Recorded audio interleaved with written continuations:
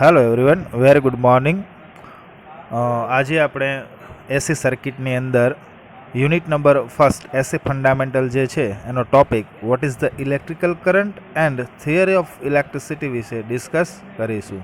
તો આજે હું હજી સિલેબસનો ટોપિક જે છે એ આની અંદર કન્સિડર નથી કરતો. શું કામે કે એસી સર્કિટ સમજતા પહેલાં એને જે ફંડામેન્ટલ ટર્મ્સ આપણે સમજવી ખૂબ જ અગત્યની છે, બરાબર. તો આપણે સૌથી પહેલાં what is the electrical current જોઈએ અને એની થિયરી ઓફ ઇલેક્ટ્રિસિટી જે છે થિયરમ એ આખો આપણે આજે ડિસ્કસ કરીશું, બરાબર. તો સૌથી પહેલાં આપણે જોઈએ તો what is the electrical current. હવે તમે બધાએ ઘણીવાર નામ સાંભળ્યું હશે કે કરંટ જે છે આપણે ઘરની અંદર આપણે આવતો હોય છે. ઘણીવાર આપણે બોલતા હોઈએ છીએ કે અહીંયા કરંટ આવે છે. આપણે દરેક ઇક્વિપમેન્ટ જે છે ઇલેક્ટ્રિકલ એ કરંટ દ્વારા જ ચાલે છે, જેમ કે ફેન, રેફ્રિજરેટર, ટેલિવિઝન, તમારો મોબાઈલ, બરાબર, પછી washing machine. Number of electrical equipment જે છે એ કોના દ્વારા ચાલે છે તો કે કરંટ દ્વારા. તો આ કરંટ કઈ રીતે ફ્લો થાય, એની અંદર શું હશે, કઈ કઈ ક્વોન્ટિટી જે છે એનો સમાવેશ થતો હશે, કયા કયા પ્રકારના કરંટ આવે છે, એના વિશે આપણે આજે ડિસ્કસ કરીશું.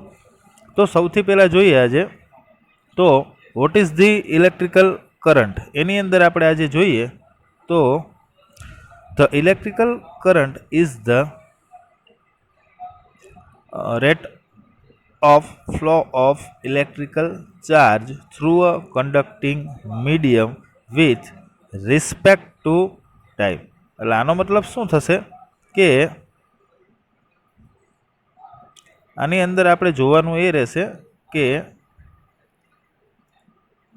the electrical current is the rate of flow of electrical charge through a conducting medium with respect to the time. આનો મતલબ શું થાય કે ઇલેક્ટ્રિકલ કરંટ જે છે એ ચાર્જના ફ્લો થવાને કારણે કરંટનું નિર્માણ કરે છે. કોની સાપેક્ષની અંદર તો કે ટાઈમની સાપેક્ષની અંદર. એટલે આમાં શું સમજવાનું કે ઇલેક્ટ્રિકલ કરંટ જે છે એ છે શું તો કે એની અંદર શું હોય તો કે ચાર્જ હોય. જ્યારે કરંટ ફ્લો થતો હોય તો કરંટની અંદર શું હોય તો કે ચાર્જ હોય.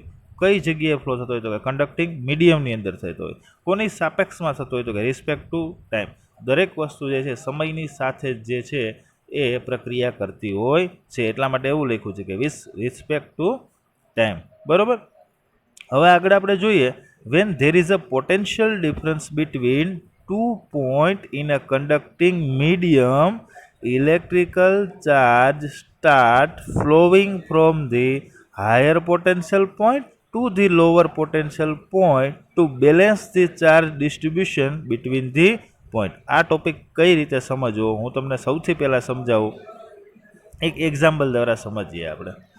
હવે પોટેન્શિયલ ડિફરન્સ કઈ રીતે ક્રિએટ કરશું આની અંદર આપણે. માની લો કે તમારી પાસે બાઇક છે અને તમે બાઇકને ડ્રાઈવ કરો છો, તો બાઇક જે છે ને એ કરંટ થશે, તમે પોતે જે છો ને એ પોટેન્શિયલ ડિફરન્સ થશે, અને રોડ હશે, કોઈ હાઈવે હશે, એ આપણું કન્ડક્ટિંગ મીડિયમ થશે. તો હું બાઇક લઈને જાઉં છું તો હું જે છે એ પોટેન્શિયલ ડિફરન્સ થશે, બાઇક જે છે એ કરંટ થશે, અને હાઈવે જે છે એ કન્ડક્ટિંગ મીડિયમ થશે. પણ આની અંદર એવું લખ્યું છે કે કરંટ કઈ રીતે ફ્લો થાય છે. હવે કરંટને ફ્લો કરાવવા માટે આપણે વોલ્ટેજ આપવા પડે અથવા તો પોટેન્શિયલ ડિફરન્સ ક્રિએટ કરવો પડે. હવે તમે જે પોતે છો ને એ વોલ્ટેજ છે, બાઇક જે છે ને એ કરંટ છે. એટલે કરંટને ચલાવે છે કોણ તો કે તમે પોતે, એટલે કે વોલ્ટેજ. કઈ જગ્યાએ ફ્લો થાય છે કરંટ તો કે હાઈવે ઉપર, એટલે કે કન્ડક્ટિંગ મીડિયમની અંદર. કન્ડક્ટિંગ મીડિયમ એટલે શું કે કરંટને કઈ જગ્યાએથી ફ્લો કરાવીએ છીએ. એટલે તમારી લેંગ્વેજમાં કહીએ તો એક વાહક. વાહક એટલે કે જેમાંથી ઇઝીલી કરંટ જે છે તમારો ફ્લો થઈ શકે. વાહક તરીકે તમે કોને લઈ શકો તો કે કોપર લઈ શકો, એલ્યુમિનિયમ લઈ શકો, સ્ટીલ લઈ શકો, આયરન રોડ લઈ શકો. આ બધા વાહક કહેવાય કે જેને આપણે કંડક્ટર પણ કહી શકીએ. હવે એવા કયા કયા મટીરિયલ છે કે જેમાંથી કરંટનો ફ્લો ન થાય. જેમ કે વુડ છે, વુડ એટલે કે લાકડું, એમાંથી કરંટનો ફ્લો થાય તો કે ન થાય. બીજી વસ્તુ તમને સમજાવું, પેપર. પેપર એટલે કાગળ, એમાંથી કરંટનો ફ્લો થાય તો કે ન થાય. થર્ડ લઈએ આપણે એક એક્ઝામ્પલ, રબર. રબરની અંદરથી કરંટ ફ્લો થાય તો કે ન થાય. તો એનો મતલબ એ થશે કે કરંટ જે છે હંમેશા કંડક્ટરમાંથી ફ્લો થતો હશે. ફાઇનલ કરંટ કેમાંથી ફ્લો થતો હશે? કંડક્ટર. કંડક્ટર તરીકે કોને લઈ શકીએ? Aluminium, copper, steel, iron road, આ બધાની અંદરથી આપણે લઈ શકીએ. હવે આપણે અહીંયા સમજીએ કે when there is a potential difference between 2 point in the conducting medium એટલે conductor, electrical charge start flowing from the higher potential point to the lower potential point. હવે તમારે આની અંદર એવું સમજવાનું છે કે માની લો કે તમે કોઈ પોટેન્શિયલ ડિફરન્સ કઈ રીતે ક્રિએટ થાય. માની લો તમે કોઈ હાઈવે ઉપર જાઓ છો, હવે સડનલી આપણે એવું કહી શકીએ કે કોઈ એક ઊંચું જે છે તળ આવ્યું છે, એવું કહી શકીએ આપણે, ઉપર ઢોરાવા જેવું આવ્યું છે. તો હવે તમારે શું કરવું પડશે? તમે નીચેથી ઉપર જવામાં ફોર્સ લાગશે, પણ માની લ્યો તમે કે સેન્ટર પોઈન્ટ ઉપર છે, કોઈ એક ઢાળ છે એના સેન્ટર પોઈન્ટ ઉપર, તો હવે તમે કઈ જગ્યાએથી તમારો ફ્લો થશે, કઈ જગ્યાએ તમારું રનિંગ થશે? તો કે જે જગ્યાએથી હાયર પોઈન્ટ ઉપરથી જ હું લોઅર પોઈન્ટ ઉપર નીચે આવતું જઈશ. આ કેવી વસ્તુ છે? એક્ઝામ્પલ આપો. તમે બધાએ જોયું હશે કે તમે જ્યારે નાના હતા ત્યારે આપણે જે અત્યારે ગાર્ડનની અંદર આપણે જતા હોઈએ ત્યારે આપણે લસરપટ્ટી કહીએ આપણે એને, બરાબર? એ લસરપટ્ટી પર કેવું હોય, તમે ઉપરથી બેસો એટલે નીચે આવો છો. એ જ રીતે આની અંદર પોટેન્શિયલ ડિફરન્સ ક્રિએટ થાય છે. એક ફોર્સ બે પોઈન્ટ વચ્ચે ક્રિએટ થાય. માની લો કે લસરપટ્ટીનો ઉપરનો પોઈન્ટ છે એ એક લઈ લ્યો પોઈન્ટ, અને નીચેનો પોઈન્ટ છે એ લઈ લો. આ બંનેનો ડિફરન્સ લઈએ તો વધારે ફોર્સ ઉપરથી જ આવવાનો છે. તો એવું કહી શકાય કે હાયર પોટેન્શિયલ પોઈન્ટથી લઈ લોઅર પોટેન્શિયલ પોઈન્ટ સેટ કરંટનો શું થવાનો છે? તો કે ફ્લો થવાનો છે. સમજાઈ ગઈ આખી વસ્તુ? તો કરંટનો ફ્લો હંમેશા કેમાં થાય? તો કે હાયર પોટેન્શિયલ પોઈન્ટ ઉપરથી લોઅર પોટેન્શિયલ પોઈન્ટ ઉપર. કોનો? તો કે કરંટનો. સમજાઈ ગયા કે કરંટ કેમાં ફ્લો થાય? તો કે કંડક્ટરમાંથી, બરાબર? હવે આ કરંટ જે છે એની અંદર શું છે એ આપણે થોડુંક ડીપમાં જોવાનું કે કરંટની અંદર છે શું એવું એમ. તો બધાને ખબર છે કે કરંટ જે છે એ ચાર્જના કારણે ફ્લો થાય. ચાર્જ એટલે કેવો ચાર્જ? ઇલેક્ટ્રોન, પ્રોટોન, આ બધા શું છે? ચાર્જ છે. પોઝિટિવ ચાર્જ એટલે પ્રોટોન, નેગેટિવ ચાર્જ એટલે ઇલેક્ટ્રોન. તો આના કારણે જે છે કરંટનું વહન થાય છે. પણ એક સરસ જે એમ્પિયર નામનો એક જે સાયન્ટિસ્ટ હતો એણે એવું કીધું કે કરંટનો ફ્લો હંમેશા જે છે ઇલેક્ટ્રોન એટલે કે નેગેટિવ આયનના કારણે જ કરંટનો ફ્લો થાય છે. ઇલેક્ટ્રોન શું છે? ચાર્જ છે. એટલે તમને ઘણીવાર એવું હોય છે કે ભાઈ ચાર્જના ફ્લો થવાના કારણે કરંટ ફ્લો થાય, તો તમારે મગજમાં શું વિચારવાનું કે ઇલેક્ટ્રોન, બીજું કંઈ નહીં. ઘણીવાર ડેફિનેશનમાં એવું લખેલું હોય કે ચાર્જના ફ્લો થવાથી કરંટ જે છે ફ્લો થયો કહેવાય, અથવા તો એવું કહે કે ઇલેક્ટ્રોનના ફ્લો થવાથી કરંટનો ફ્લો થયો કહેવાય. એવી ડેફિનેશન પણ તમે આની અંદર આપી શકો, બરાબર? તો તમારે અહીંયા એક પોઈન્ટ નોટ કર્યા જેવો એ છે કે અહીંયા પોટેન્શિયલ ડિફરન્સ જે છે એ ખાસ જે છે ક્રિએટ થવો જોઈએ. એ સિવાય જે છે તમારે કરંટ જે છે એ ફ્લો થશે નહીં. ચાલો હવે આગળ વધીએ. તો હવે આની અંદર કરંટ ફોર્મ્યુલા આપણે જોઈએ. તો અહીંયા જોઈએ તો if Q coulomb electrical charge get transferred between these 2 points in time t second, then the current can be calculated. હવે આપણે તમે આ બધી વાત જે છે આપણે થિયરિકલ સમજીએ. હવે પ્રેક્ટિકલ કઈ રીતે કરંટને સમજવું એના વિશે આપણે ડિસ્કસ કરીશું. તો તમે સૌથી પહેલાં આપણે જોઈએ if Q coulomb electric charge. હવે ચાર્જ જે છે એનો આપણે લેવું તો પડે ને કે ભાઈ કેટલો ચાર્જ રાખવો છે, બરાબર? તો આપણે એને ડેફિનેશનથી કહી શકીએ કે ક્યુ કુલમ કેટલો ચાર્જ રાખીશું? તો કે Q coulomb electrical charge transfer between 2 point, બે પોઈન્ટ વચ્ચેથી ટ્રાન્સફર થાય છે. કયા સમયની અંદર? તો કે ટી સેકન્ડની અંદર. ચલો આપણે આ લઈ લઈએ.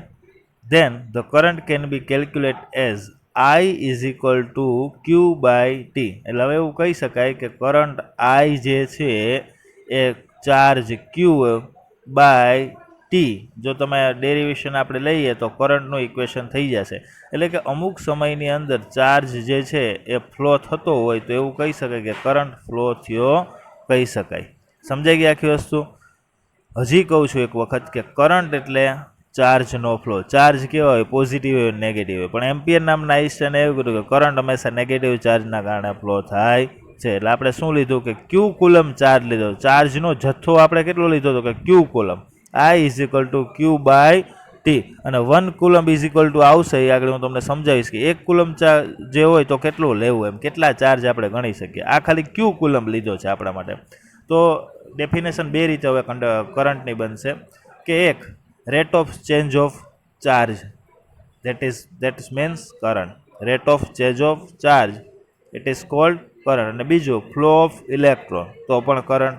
ત્રીજી વસ્તુ ચાર્જનો ફ્લો થવો તો પણ ઇલેક્ટ્રોન કરંટ. સમજાઈ ગયું? તો આ થઈ ગઈ કરંટની ફોર્મ્યુલા. એના પછી આપણે જોઈએ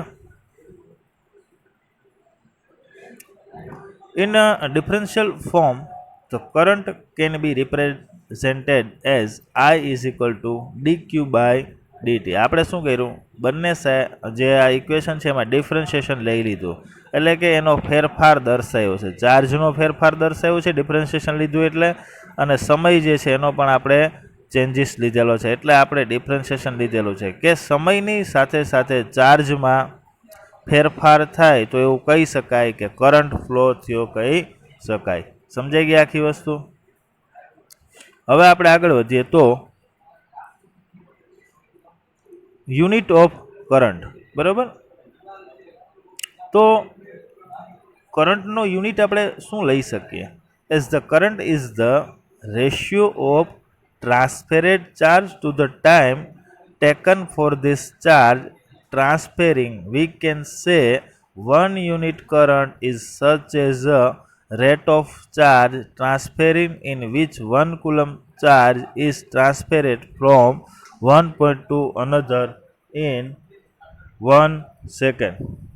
બરોબર, તો આ રીતે તમે લઈ શકો. તો હવે આપણે આ કઈ રીતે સમજવું? આ એવું કહેવા માગે છે કે અહીંયા તમે જે રેશિયો લેશો, આ રેશિયો dq બાય dt જે છે, અહીંયા 1 કુલમ ચાર્જ લઈ લઈએ, આ જે છે એ 1 કુલમ લેવાનું, ટાઈમ જે છે એ આપણે 1 સેકન્ડ લઈ લેવાનું, અને હવે પછી જે કરંટ ફ્લો, આ જે ચાર્જ જે છે સમયની સાથે ફ્લો થશે એને આપણે શું કહી શકીએ? તો કે કરંટ તરીકે લઈ શકીએ.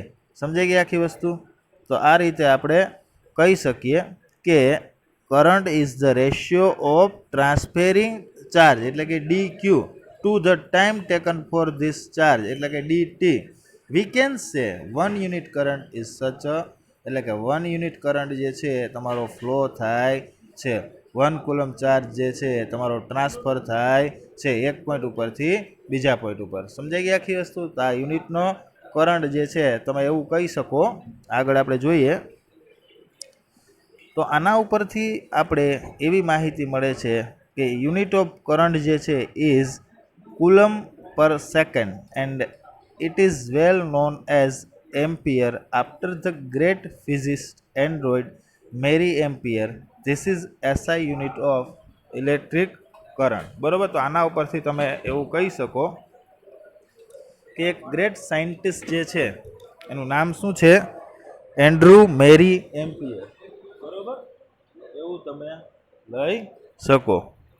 આ જે સાયન્ટિસ્ટ છે એનું નામ શું છે? તો કે ફિઝિસ્ટ એન્ડ્રોઇડ મેરી એમ્પિયર. અને એને એસઆઈ યુનિટ શું આપેલો છે? તો કે એમ્પિયર. એના નામ ઉપરથી જ આપણે કરંટ જે છે એનો યુનિટ જે છે ડિસાઇડ કરેલો છે. બરાબર, આની અંદર આપણે એક બીજી વસ્તુ જોઈએ. યુનિટ ઓફ કરંટ જે તમે અહીંયા જોઈ શકો, યુનિટ ઓફ કરંટ જે છે અહીંયા તમે જોઈ શકો, એમાં કુલમ જે છે, તો ચાર્જ જે છે એનો યુનિટ શું થશે? કુલમ થશે. જ્યારે સેકન્ડ જે છે કોનો યુનિટ થશે? તો કે ટાઈમનો થશે. સમજાઈ ગઈ આખી વસ્તુ? તો આને શું કહી શકાય આપણે કે જે યુનિટ જે છે કરંટનો એ કુલમ પર સેકન્ડ તમે લઈ શકો. આગળ હવે આપણે જોઈએ તો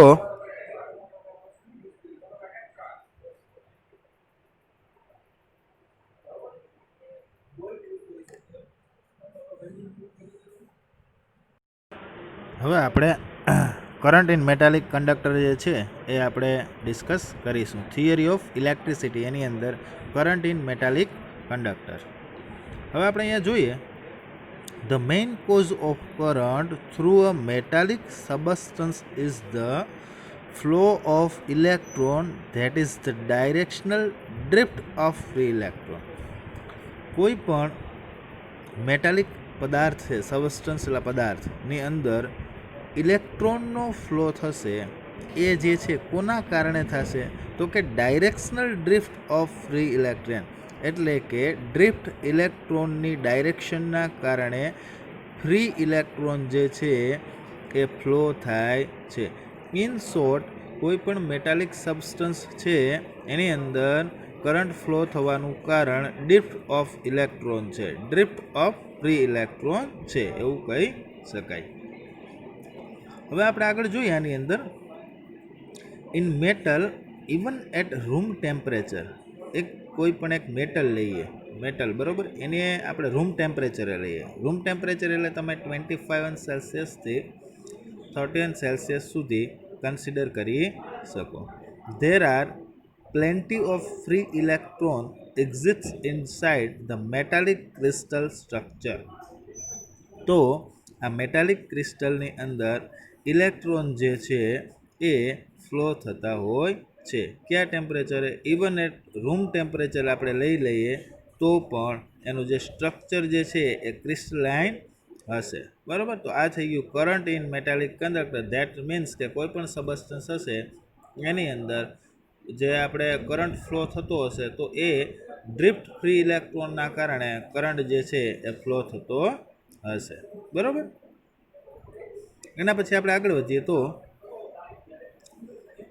when electrical potential between 2 points in the metal differ, the free electron which were randomly moving at equilibrium potential condition and also the free electron supply by the source. If source is connected between these 2 points, now get drift toward higher potential point due to the electrostatic attraction. માની લ્યો કે તમે એક કોઈ પણ એક voltage source લેશો. આ વોલ્ટેજ સોર્સ તમે કોઈ પણ લોડ સાથે કનેક્ટ કરતા એક પોટેન્શિયલ ડિફરન્સ ક્રિએટ કરશે. આ પોટેન્શિયલ ડિફરન્સની અંદર કેવું હશે કે જે કરંટનો ફ્લો હશે એ કેવો હશે તો કે હાયર પોટેન્શિયલ જે પોઈન્ટ છે એનાથી લોઅર પોટેન્શિયલ પોઈન્ટ જે છે એની તરફ તમારો કરંટનો ફ્લો થતો હશે. ફરીવાર જોઈ લે કે when electrical potential between 2 point in the metal differ, the free electron which were randomly moving at equilibrium potential condition and also the free electron supplied by the source now get drift toward higher potential point due to the electrostatic attraction. હવે આની અંદર કેવું છે, માની લો કે બે જે potential difference છે કોઈ હાયર નથી ને કોઈ લોઅર નથી, એટલે કે બંનેનો જે પોટેન્શિયલ ડિફરન્સ આવે છે એ કેવો છે તો કે ઇક્વિલિબ્રિયમ છે. આ ઇક્વિલિબ્રિયમ કન્ડિશનની અંદર તમારા જે ઇલેક્ટ્રોનનો ફ્લો હશે એ રેન્ડમલી હશે, એટલે કે ડિસાઇડ થયેલો નહીં હોય કે એની ડાયરેક્શન જે છે એ ફિક્સ નહીં હોય, એ કોઈ પણ જગ્યાએ તમારા ઇલેક્ટ્રોન જે છે એ ફ્લો થતા હશે. એટલે અહીં એવું લખેલું છે કે રેન્ડમલી મૂવિંગ. બરાબર, હવે આગળ આપણે જોઈએ આની અંદર તો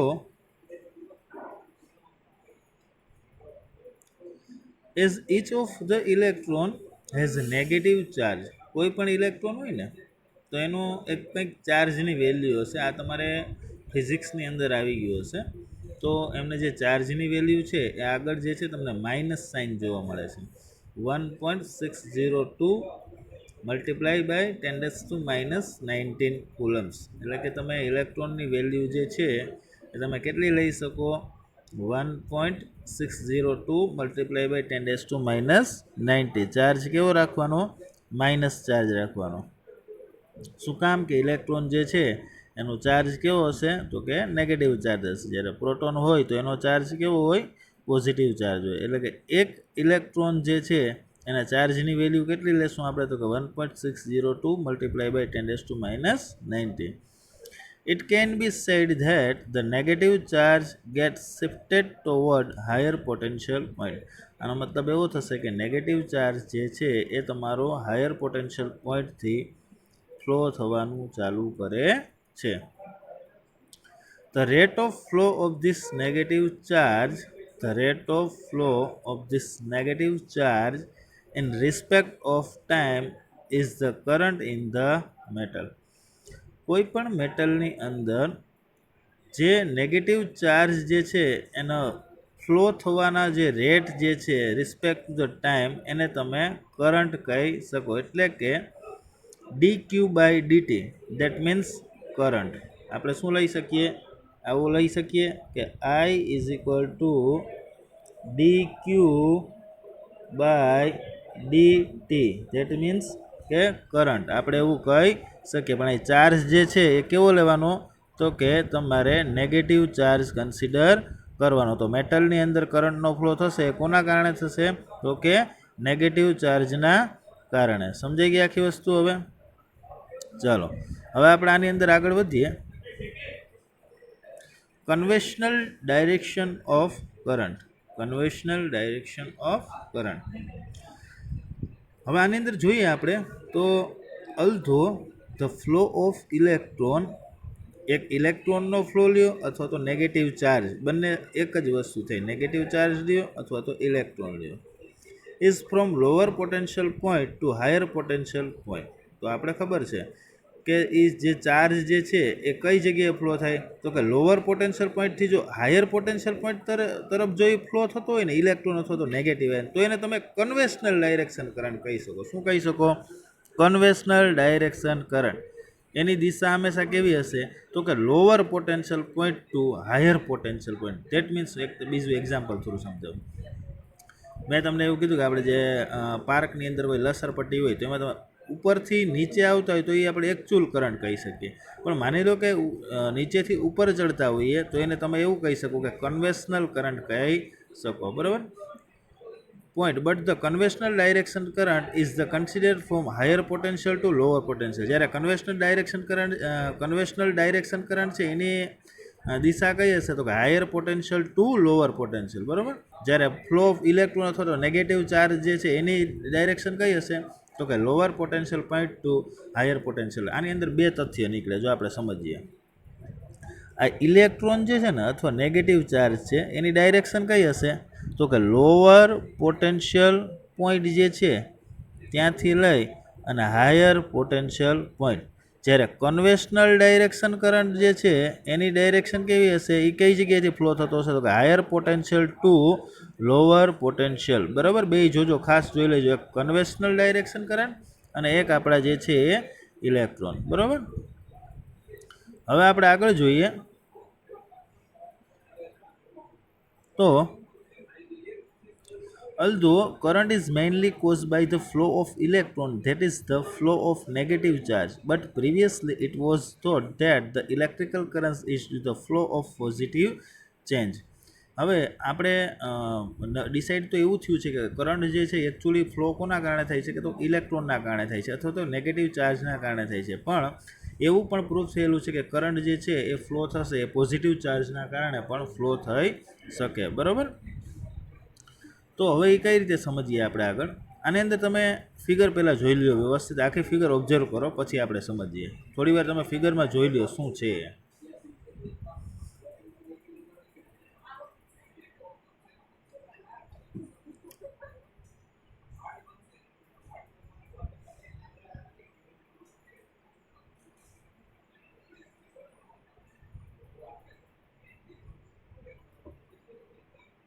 ચાલો હવે આની અંદર આપણે જોઈએ. તમે સૌથી પહેલાં અહીંયા આપણે સોર્સ કનેક્ટ કરેલો છે, અહીંયા આપણે લોડ કનેક્ટ કરેલો છે. જ્યાં સુધી લોડ કનેક્ટ ન કરીએ ત્યાં સુધી ઇલેક્ટ્રોનનો ફ્લો થશે નહીં. હવે આની અંદર તમને જે ડાયરેક્શન જોવા મળે છે, બે પ્રકારની ડાયરેક્શન જોઈ શકો. Conventional direction current of current અને બીજું ફ્લો ઓફ ઇલેક્ટ્રોન. આ બંને જે છે એ એકબીજાની વિરુદ્ધ દિશામાં છે જે તમે જોઈ શકો. એટલે કે ફ્લો ઓફ ઇલેક્ટ્રોન જે છે એટલે આપણો કરંટ અને કન્વેન્શનલ ડાયરેક્શન કરંટ, આ બંનેની ડાયરેક્શન જે છે એકબીજાની તમે ઓપોઝિટ જોઈ શકો છો. બરાબર. ચાલો હવે આગળ વધીએ આપણે આની અંદર. તો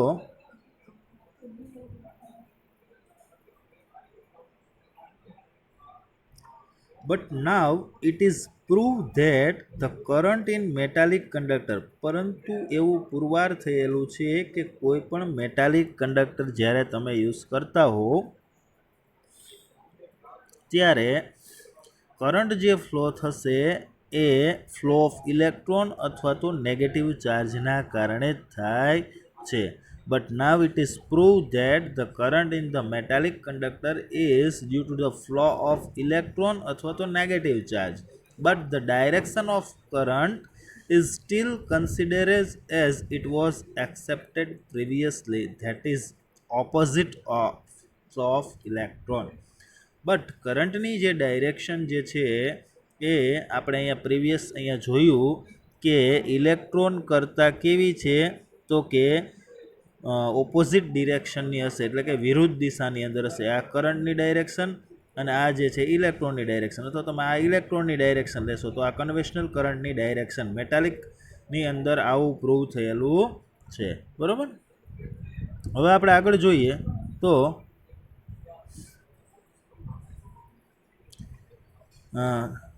the direction of the current which is considered from higher potential point to lower potential point is known as the conventional direction of current. જો તમે કરંટ કન્વેન્શનલ ડાયરેક્શન કરંટની ડેફિનેશન આપી તો એવું કહી શકાય કે હંમેશા હાયર પોટેન્શિયલ પોઈન્ટથી લોઅર પોટેન્શિયલ પોઈન્ટ તરફ ફ્લો થતો હોય.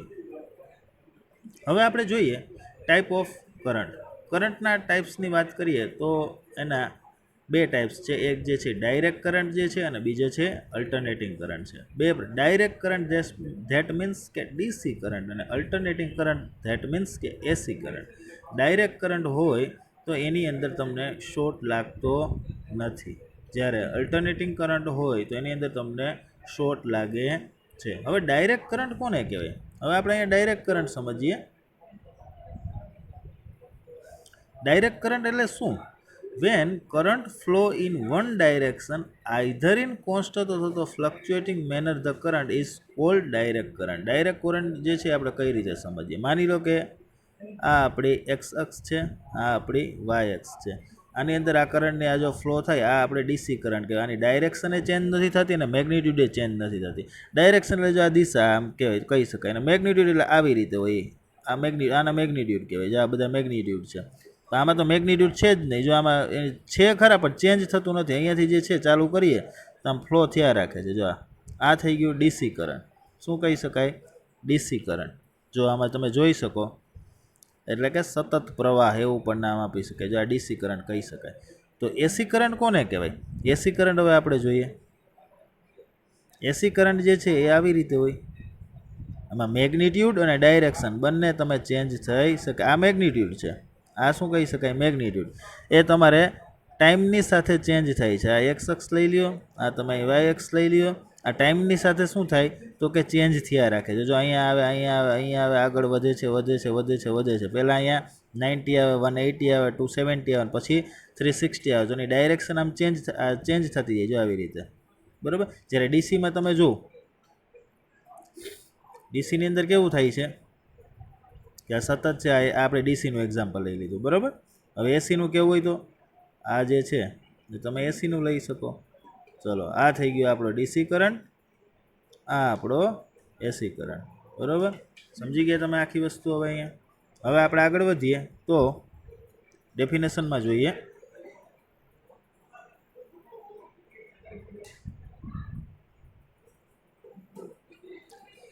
ડાયરેક્ટ કરંટ કોને કહેવાય? when the current flow in one direction, બરોબર, either the constant અથવા તો fluctuation manner, the current is called direct current. જ્યારે અલ્ટરનેટિંગ કરંટની અંદર શું હોય? when current flow in the either direction alternately when frequency is called alternating current.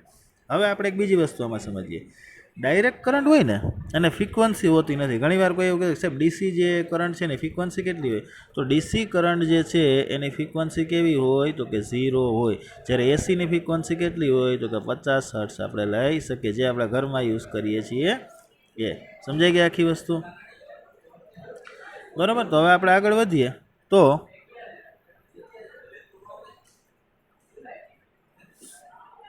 the average value of alternating current is 0. Alternating જે current છે એની average value કે 0 થઈ જાય. આનો મતલબ શું સમજવું આપણે? હવે એવું કહેવા માગે છે, આ આપણે ડીપમાં આવશે એવરેજ વેલ્યુ, પણ છતાં હું તમને ખાલી ઔપચારિક રીતે સમજાવી દઉં. અહીંયા પોઝિટિવ હોય, અહીંયા નેગેટિવ હોય. આ પોઝિટિવ આવર્તકાળ કહેવાય, આ નેગેટિવ આવર્તકાળ કહેવાય. આ પોઝિટિવ, આ નેગેટિવ. અહીંયા માની લો કે 20 વેલ્યુ મળે છે, અહીંયા 20 મળે છે, પણ આ કેવી મળે છે? પોઝિટિવ મળે છે. આ કેવી મળે છે? નેગેટિવ. ટોટલ કેવું મળે છે? 0. તો એવું કહી શકાય ને કે average value of alternating current is 0. સમજાઈ ગયું? અને alternating current is measure in RMS value. Alternating current જે છે એને તમારે આરએમએસમાં તમે મેઝર કરી શકો. એ આખો ટોપિક એક આરએમએસ વેલ્યુ આવશે, એ હું ત્યારે તમને સમજાવીશ, બરાબર. One main parameter of alternating current is frequency, બરાબર. તો આ રીતે આપણે કરંટ જે છે એના ટાઈપ જોઈ લીધા, એક એસી કરંટ અને એક ડીસી કરંટ, બરાબર. હવે આપણે ફરીવાર એકવાર જોઈ લઈએ આની અંદર કે કયા કયા ટોપિક આપણે ડિસ્કસ કર્યા હતા. સૌથી પહેલાં આપણે જોઈએ તો કરંટ કોને કહેવાય. હવે ઇન શોર્ટ બધું તમને સમજાવી દઉં. કરંટ ધેટ મીન્સ કે flow of electron, flow of charge. Current હંમેશા નેગેટિવ ચાર્જના કારણે ફ્લો થતો હોય, એટલે કે ઇલેક્ટ્રોન. હવે ચાર્જના ફેરફારના કારણે જ કરંટનો ફ્લો થતો હોય એને ફોર્મ્યુલા થ્રુ કેવી રીતે લખી શકે કે I બરાબર dq બાય dt. એટલે તમે શું કહી શકાય કે કરંટ ફ્લો થાય છે એવું કહી શકાય. કોઈ પણ એક મેટલ કંડક્ટર લ્યો તો એની અંદર પણ કરંટનો ફ્લો થતો હોય છે, પણ એની અંદર નેગેટિવ આયનના કારણે એટલે કે ઇલેક્ટ્રોનના કારણે કરંટ ફ્લો થતો હોય છે. કરંટની બે ડાયરેક્શન હોય છે, એક ફ્લો ઓફ ઇલેક્ટ્રોનની હોય છે અને એક કન્વેન્શનલ ડાયરેક્શન કરંટ હોય છે. આ બંને કેવી હોય, એકબીજાથી વિરુદ્ધ દિશામાં હોય છે, બરાબર. તો આ રીતે આપણે આખું બેઝિક જે છે કરંટનું ભણી ગયા છે. આ તમારે ખાલી નોટ કરી લેવાનું છે. એક્ઝામની જીટીયુની એક્ઝામની અંદર તમને ખાલી કરંટની એવું કહી શકે કે ડેફિનેશન લખો તો આપણે ખાલી એવું લખી શકીએ કે flow of electron and rate of charge with respect to the time it is called current. એટલે કે I is equal to dq by dt. આવું તમે એક માર્ક્સની અંદર તમને ડેફિનેશન પૂછાઈ શકે. આ મેં એટલા માટે સમજાવ્યું. હવે મારે કરંટ શું છે એ તમારે એક વખત કહી દઈશ એટલે તમને સમજાઈ જશે, બરાબર. ચાલો, થેન્ક યુ.